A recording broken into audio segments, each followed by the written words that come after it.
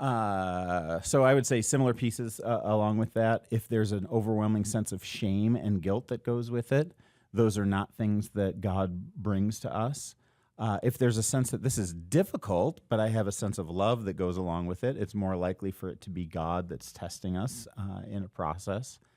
Pain can be something that is either a tool that's used by God to bring about his purposes, or it can just be a fact of being in a sin-filled world, or it can be something that's demonic.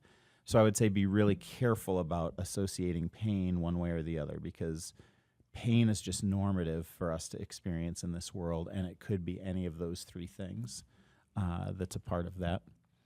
Yeah, I also think that it's possible that something could in some ways be both simultaneously. Maybe not God, God testing you is maybe a harder way to phrase that, but I'm just thinking about like the story of Joseph in the Bible. He experienced a lot of things that were truly evil, that were done to him, but those were a lot of the experiences that God used to form and shape him into the person, the leader, the believer that he was, in order to do the things that needed to happen in the future. And Joseph said himself to his brothers, what you intended for evil, God has used for good. And so he's kind of that, I don't know, key biblical example of the fact that God can do that, and that things that the enemy means for evil and that truly are evil,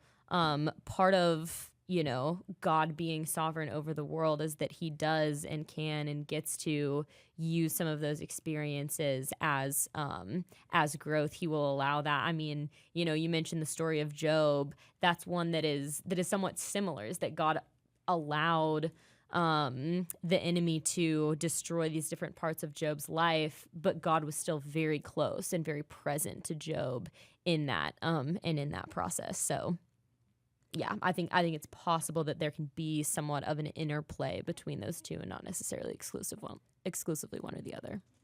That's really good. Let me add in just a couple more things, because I had a moment to pause and think about this. I think that you can tell it's not God if it's something that leads towards sin. So if it's a trial that leads towards sin, that is definitely not God. God's agenda in taking pain in our lives is to redeem it for his purposes. So if you see something that's producing perseverance, character, faith, hope in your life, it's probably from God. If it's producing fear, shame, guilt, conflict, it is not from God.